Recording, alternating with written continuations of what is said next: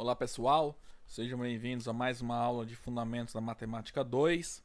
Hoje é a aula 14, a gente vai estudar funções injetoras e funções sobrejetoras. Além disso, a gente vai também ver um pouco as funções bijetoras, tá? Então assim, ó, as aulas 14, 15 e 16 basicamente vai envolver bastante, tá? Esse conceito das funções injetoras e sobrejetoras, ok? Bom, primeiro a gente vai definir, né, função injetora, depois função sobrejetora, função bijetora. Aí no próximo vídeo a gente faz exemplos, tá? Bom, vamos lá então. Vocês lembrarem a definição de função, o que acontece? Tem aquela condição de aquelas duas condições, né? Existência e unicidade. Então, ó, o que isso significa, né? Suponha que tenhamos uma função f de a para b. Isso significa o quê? Que ela satisfaz aquelas duas condições, né? De existência e de unicidade. Além disso, né, significa que f é uma relação de a e b. O que era a condição de existência? Significa que o domínio da função, se eu pensar nela como uma relação, coincide com o conjunto A. Ou seja, a gente pode escrever essa propriedade assim, para todo x do conjunto A, nós temos que existe um y no conjunto B, tal que f de x é igual a y. Né? Todo elemento do conjunto A está sendo relacionado com algum elemento do conjunto B. E a unicidade, ela diz que esse y para cada x é único. Então, eu vou simplificar essas duas regras em uma só, colocando esse ponto de exclamação, tá? Notação é um codificador lógico e quando a gente usa assim, existe com ponto de exclamação, significa que existe e é único, tá? Então, de maneira resumida, uma função de A para B é uma relação de A em B que satisfaz esse predicado aqui, ó. Para todo x no conjunto A, existe um único y no conjunto B, para o qual f de x é igual a y. Tá? Agora, cuidado. Ele está falando que todo x, todo elemento do A tem uma única imagem. Mas isso não significa que dois elementos distintos do conjunto A tenham a mesma imagem, tá? Você pensar lá no diagrama sagital, isso aqui pode acontecer em uma função, tá? O x1 pode estar sendo associado a um certo y e um x2 diferente do x1 também. Isso não impede que f seja função. O que não pode ocorrer é isso aqui, ó. Você tem x1 e x2 diferentes. Não, o contrário, né? Você tem um x1 no conjunto A e você tem um x no conjunto A e duas imagens, y1 e y2 distintas no conjunto B. O que não pode acontecer, né, se f é uma função, é esse x estar relacionado com y1 e com y2 ao mesmo tempo. Ok? Para a função, isso é permitido. Isso aqui não. Então vou até apagar. Tá? Ok? Só que a gente vai estudar as funções injetoras. Tá? Então aqui, ó, um exemplo aqui, considera a função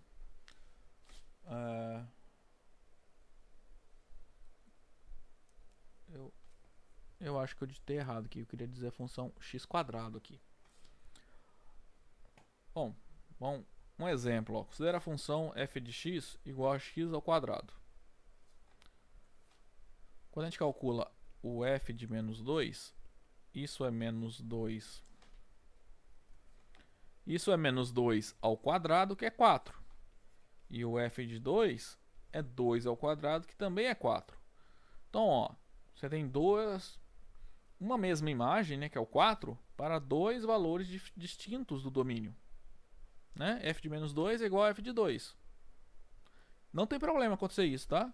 O que não poderia acontecer é tipo o 2 estar associado a dois valores diferentes, tá? E isso é bastante comum, tá? Acontecer de dois elementos do domínio distintos produzirem a mesma imagem, ok?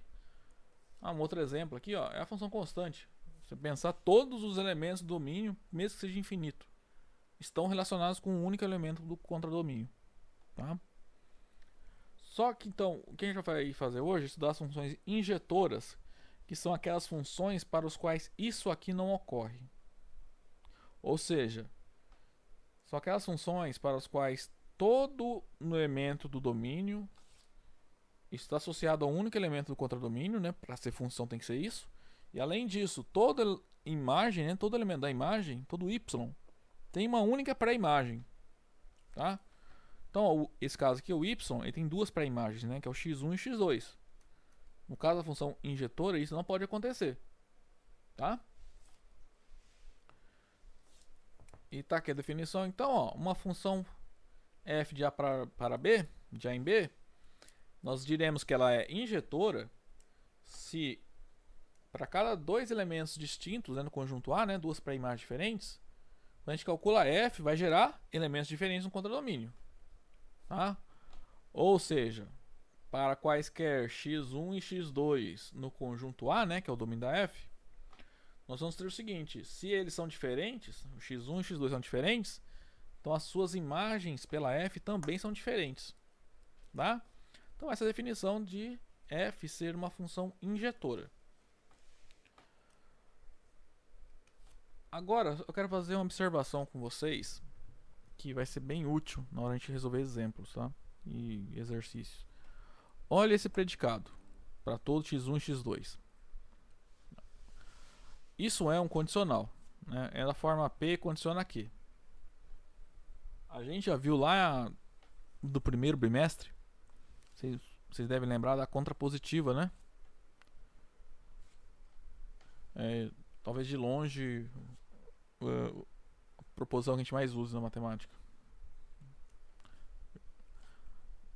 A equivalência, né? Mais útil assim pra gente.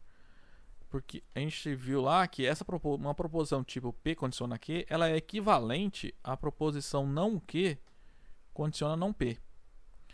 Então, esse predicado aqui, a gente pode mudar ele para esse aqui, ó. Né, ó.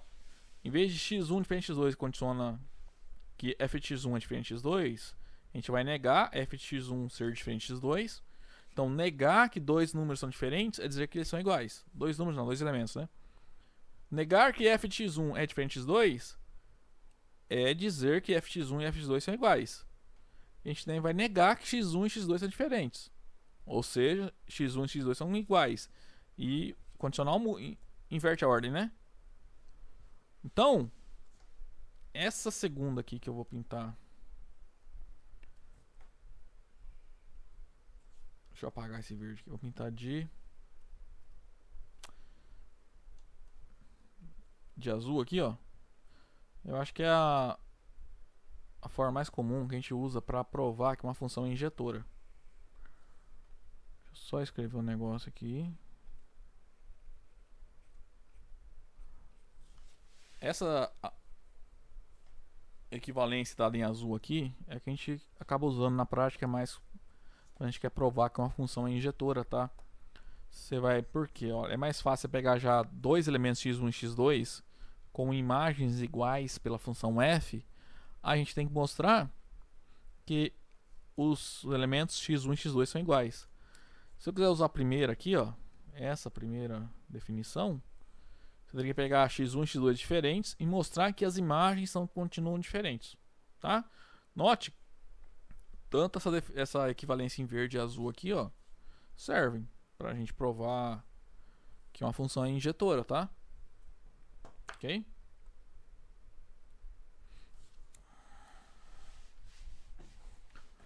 Aí a gente tem que tomar cuidado que quando a gente fala em função, principalmente aqui em fundamentos, a gente fala em forma mais geral, a gente precisa de 3 coisas para definir a função, né? O domínio, o contradomínio e a regra que define a função, né? Que define a relação, ok? O que acontece? Uma mesma regra, ela pode gerar uma função injetora, dependendo do domínio, ou não, tá? Então, o fato de a função ser injetora ou sobrejetora também depende do domínio. Por exemplo, considere novamente a função x², tá? Agora definida de R em R, tá?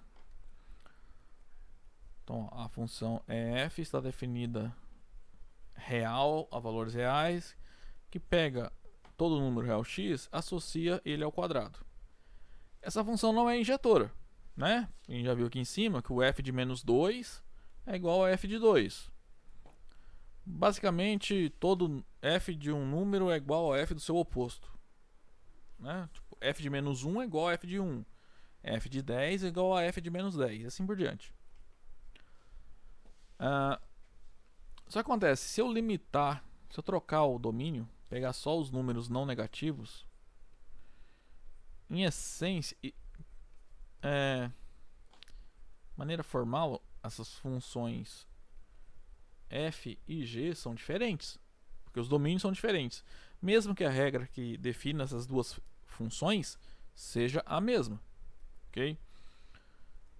E agora, essa função g, ela é injetora. Por quê? Eu só estou limitando ao conjunto dos números não negativos, tá? Fazer rapidão aqui, ó, mostrar que f não é injetora e f é injetora. Então, ó, quando eu preciso mostrar que uma função não é injetora, como é que a gente prova?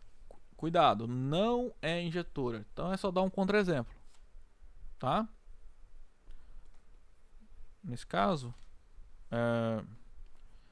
f de menos 1 é igual a 1, que também é igual a f de 1.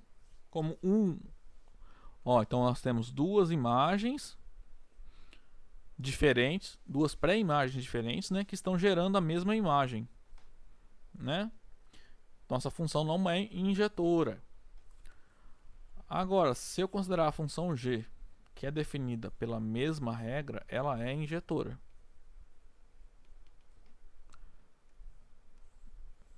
Como a gente prova isso? A gente vai usar, eu posso usar essa equivalência de azul aqui, ó. Então, quando você quer provar que uma função é injetora, não é contra-exemplo, tá? Não basta pegar 2 elementos lá, ou pegar vários elementos e mostrar que para aqueles elementos satisfazem a propriedade, né? F dos elementos são todos distintos. A menos que a sua função seja definida em um domínio finito e você consiga listar todos os elementos, tá? Por exemplo, às vezes eu dou um exemplo aí com uma função cujo domínio tem 5 elementos. Aí você pega, calcula a função nesses 5 elementos e vê se todas as imagens são diferentes. Aí você provou que é injetora, tá? O que eu falo de dar um contra-exemplo, que não é só dar um contra-exemplo, imagina que, igual nesse caso aqui, o domínio é infinito, né? É o intervalo de todos os números reais maiores ou iguais a 0. Então, não adianta pegar, por exemplo, 100, 200 números aqui, testar e mostrar que não vai repetir, tá? Eu tenho que mostrar que válido, que essa propriedade aqui, ó, é válida para todos x1, x2, ok? Então, como é que a gente faz isso? A gente pega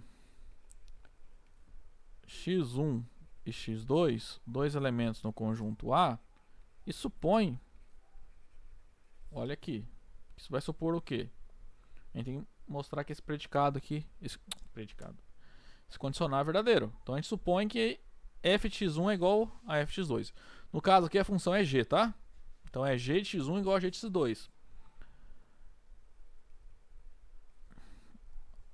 Aí, utilizando a definição da g, a gente tem que concluir que x1 é igual a x2.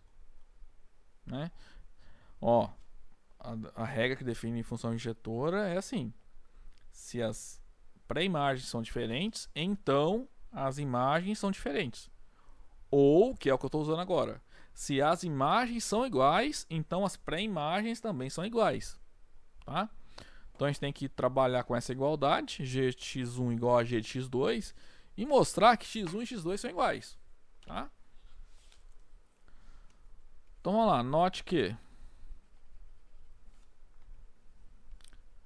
g de x1 ser igual a g de x2,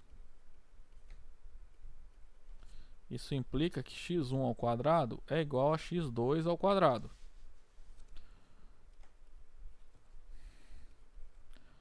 Extrai a raiz quadrada de ambos os lados. Isso implica que módulo de x1 ao quadrado, módulo não, né? Raiz quadrada de x1 ao quadrado é igual a raiz quadrada de x2 ao quadrado.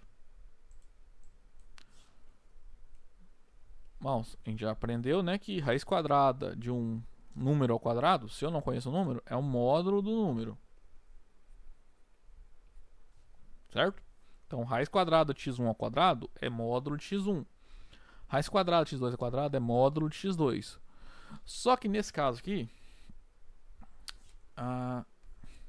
aqui não é A, né? Que é o domínio da G, que é esse intervalo aqui. Então, só arrumar esse negócio aqui. O que acontece? Como x1 e x2 são números não negativos, módulo deles são eles, né? Ou seja, módulo de x1 é o próprio x1 e módulo de x2 é o próprio x2. Então, ó, nós mostramos que quaisquer que sejam x1 e x2 no domínio da G, nós temos que se g de x1 é igual a g de x2, então x1 é igual a x2. E justamente nós provamos isso aqui, ó.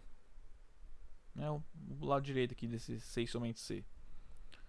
Como isso aqui é verdadeiro, a função f é injetora. F no caso é g, né? A função g ela é injetora. Portanto, a função g ela é injetora. Ok? Vamos passar o estudo agora para as funções sobrejetoras. Se você olhar na função injetora, a gente estava olhando domínio, né? A gente queria que elementos distintos tivessem imagens distintas. Agora a gente vai olhar o contradomínio. O que acontece?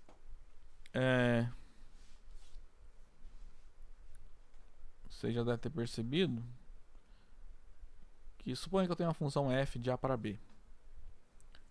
O que acontece é que a imagem da função f com certeza está contida em B. A pergunta é, e quando que eles são iguais? Tá? Ou seja, quando todo elemento do conjunto B for imagem de algum elemento do conjunto A. Tá? Então, quando vale a igualdade, ok? Por exemplo, todo elemento do conjunto B, ele é f de alguém, e f é uma função de A para B, nós vamos dizer que a função f ela é sobrejetora. Tá?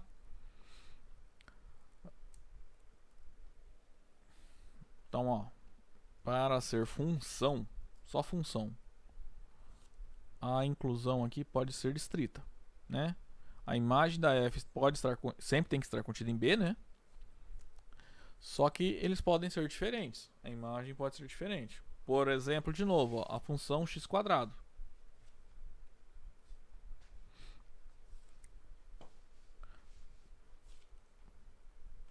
Para essa função, né, por exemplo, a imagem dela é o conjunto dos números não negativos, né? Porque f de x é x². X ao quadrado nunca vai ser um número negativo, né? Se você quiser, a gente pode até olhar no GeoGebra aqui, ó.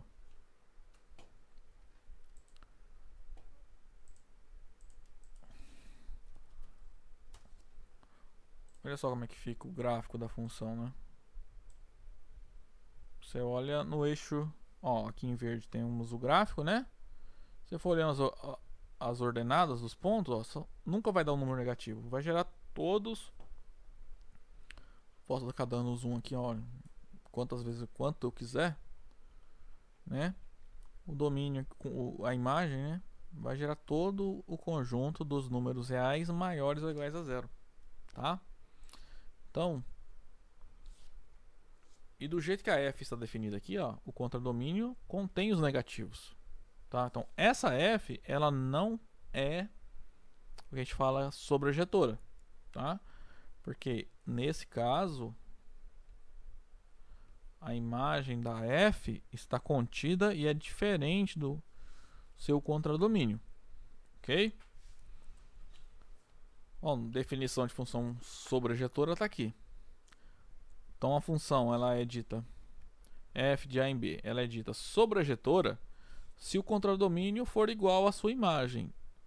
Então note que quando a gente quer mostrar que é uma função sobrejetora, eu tenho que mostrar que dois conjuntos são iguais, tá? Mas tem um detalhe que se f de a para b, f de a em b é uma função, então se o exercício está falando que é uma função, sei lá, aí depende do problema, né? Isso aqui você já tem de graça, que a imagem da f está contida em b. Se você já sabe de antemão que f de a em b é função, tá? O que se pede para provar que a função é sobrejetora, você tem que provar isso aqui, tá? Então, nós te mostrar que essa inclusão é válida, você tem que mostrar que para todo elemento desse conjunto B existe um x, ele está na imagem da f, né? Deixa eu só fazer aqui embaixo. O que você tem que mostrar? Quando que B está contido em imagem da f? Para todo y que está em B, eu vou fazer assim, para todo y em B, você tem que o y pertence à imagem da f. Só que o que significa y estar na imagem da f? Se f é uma função de a em b, significa que existe um x no conjunto A, né? Tal que f de x é igual a y. Então você tem que mostrar que para todo y em B existe um x em A para o qual f de x é igual a b, é igual a y. Ok? Então tá aqui, ó, essa definição aqui, ó. Cuidado com os quantificadores. É para todo y em B existe um x no A tal que f de x é igual a b. Então, é como se você pega um y qualquer, alguém te dá um y, aí você vai ter que encontrar o x que é para a imagem do y, tá? Outra coisa, função injetora e sobrejetora são conceitos, digamos assim, distintos. Lógico, a gente vai relacionar os dois, tá? Daqui a pouco. Só que assim, para uma função ser sobrejetora, ela não precisa ser injetora.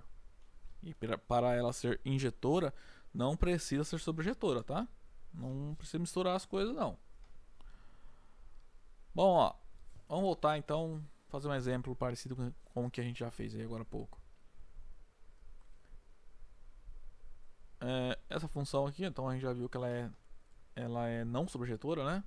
Porque nenhum número negativo está na imagem, né? E, ó, se olhar o contradomínio, é diferente da imagem, né? Porque o contradomínio contém os negativos e a imagem não. Só que agora, se eu trocar, então claramente, se eu trocar o contradomínio, então por exemplo, função h aqui, ó, tira os negativos do contradomínio, você vai ficar com o contradomínio como sendo os reais positivos, né? Os reais não negativos, que é igual a mesma coisa que eu escrevi isso aqui, né? É um intervalo zero mais infinito, fechado no zero, né? Se eu definir pela mesma regra, ela é sobrejetora. Vamos provar isso. H é sobrejetora. Acho que talvez vocês devem lembrar lá do ensino médio. Ó, h de x é x ao quadrado. Então,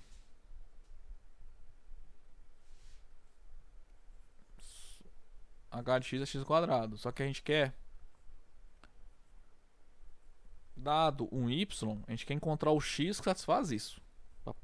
Se eu conseguir mostrar que para qualquer y existe um x que satisfaz isso, provei que a função é sobrejetora, tá? Mas que é rascunho, tá? Então, mais h de x é x ao quadrado. Então, meu y tem que ser x ao quadrado. Então, quem que é o x tal que é h de x da y? É só extrair a raiz, né? De ambos os lados. Raiz quadrada. Você vai obter, então, que o módulo de x é raiz quadrada de y. Só que aqui, ó, quem que é um x que você pode pegar? Pega o próprio x. Como sendo raiz quadrada de y. Vamos testar, ver se esse x satisfaz isso. Então, será que isso aqui é, verdade, é equivalência? Será que são todas equivalências aqui? Só testar. Calcula h nesse x aqui. Isso é h da raiz quadrada de y. Por definição, h pega um número e leva ao quadrado. Não importa o número. Então pega o número e leva ao quadrado. Mas raiz quadrada de y ao quadrado é y. Então, ó, o número, um número, né? Não estou listando todos. Uma pré-imagem de y, segundo essa função, é a raiz quadrada dele. Tá? Só observação aqui, a raiz quadrada eu posso pegar, né? Porque o y é positivo. Como o y a gente pega no contradomínio, e para a função h, esse contradomínio ele está restrito aos números não negativos, a gente pode calcular a raiz quadrada dele, né?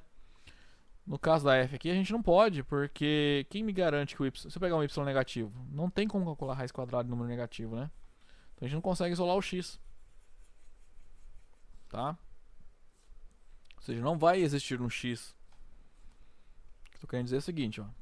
Você vai chegar para f nessa expressão aqui, ó. X ao quadrado igual a y. Só que se o y for negativo, você não pode calcular a raiz quadrada dele, né? Então, você não existe um x, né? Nesse caso aqui da f, tal que f de x dá esse y, se ele for negativo. Então, agora para h, a gente já viu, né? Então, a gente prova que ela é sobrejetora. A gente pega a y, né? Um elemento, um número real não negativo. E quem é uma pré-imagem dele? Nós já vimos que uma pré-imagem é a raiz quadrada de y, né? Y é não negativo, então a raiz quadrada dele é um número real. Chama esse número de x. Então vamos lá, temos... Quando a gente calcula h de x, isso é x ao quadrado. Só que x ao quadrado é raiz quadrada de y ao quadrado, que é o próprio y, tá? Portanto, essa função h, ela é sobrejetora.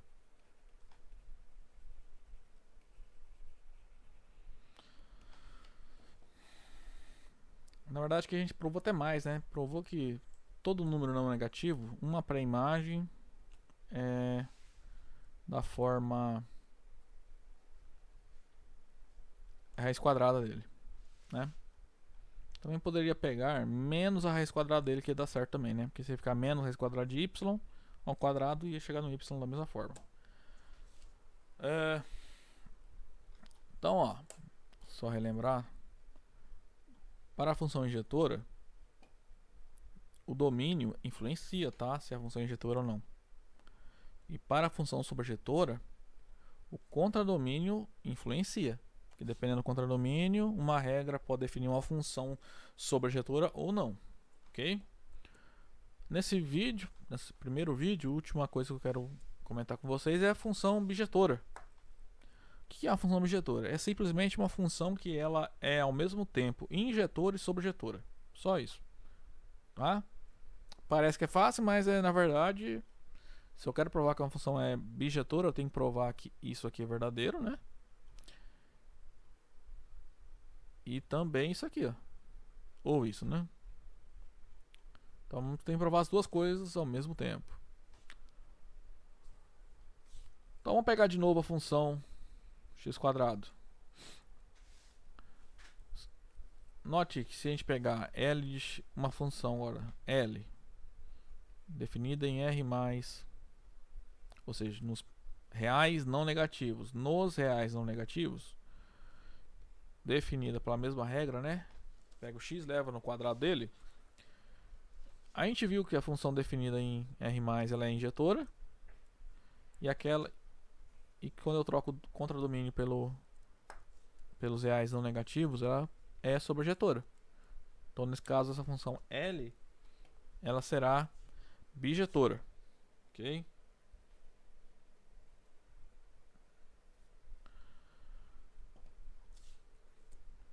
Bom, definição de função bijetora está aqui, tá? A função ela é bijetora quando ela for injetora e sobrejetora ao mesmo tempo, tá?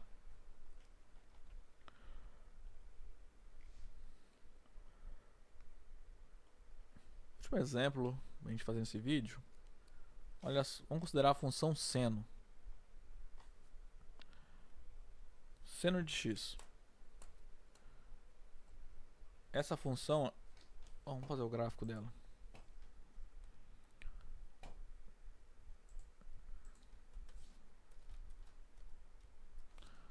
Ó, o gráfico da função seno é essa curva verde aqui, tá? Se você olhar, pegar todo o ponto da curva e olhar a sua ordenada, você vai gerar esse intervalo fechado, menos 1, 1, né? Então, a imagem dessa função é o intervalo menos 1, 1. O domínio, ó, é todo o conjunto dos números reais. Função seno, você consegue calcular o seno para qualquer número real, tá? Coloca lá no ciclo trigonométrico, né? Vai girando lá, você vai vendo para qualquer arco, qualquer número real que você escolher, você vai obter um arco correspondente àquela medida, que vai ter um ângulo correspondente, e você vai achar o seno desse valor, tá? Então, essa função é f desse jeito, ela é sobrejetora, porque eu coloquei contradomínio como sendo exatamente a imagem. Agora, se for a mesma função seno ainda, só que o contradomínio tiver um número a mais do que tem nesse intervalo fechado, menos 1, 1, já não é mais sobrejetora, tá? Para a função ser injetora, também essa f, ela é sobrejetora, mas ela não é injetora, né? Por que não é injetora? Ó, por exemplo, esse ponto aqui, mas consigo pegar. Não.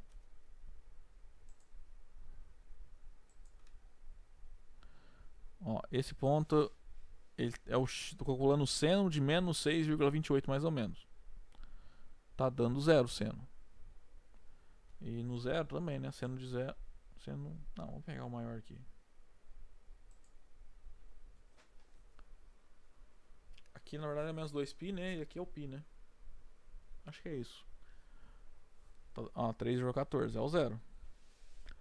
Aqui ele tá aproximando, tá? Menos 6,28. Na verdade, isso aqui é o menos 2π.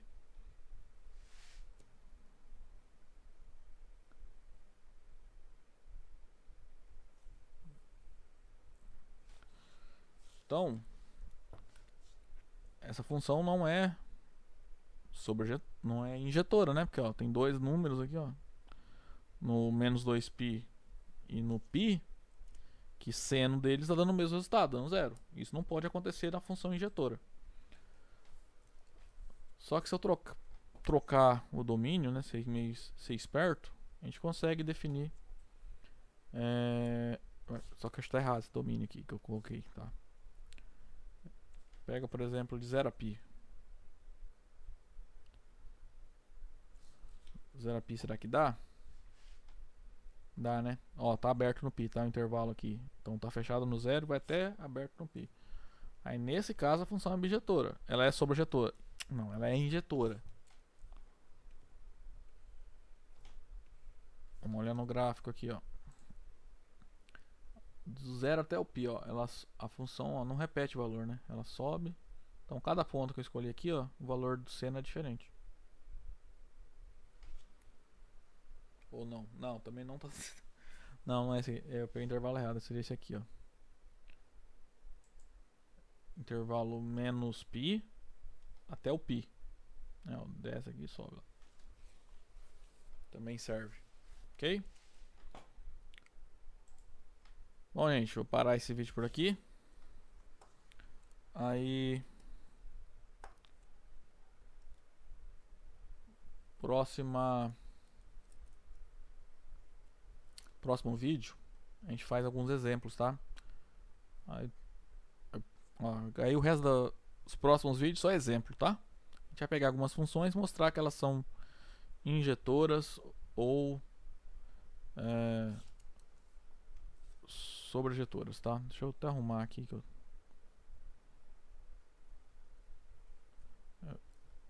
aqui acho que é menos pip, ok?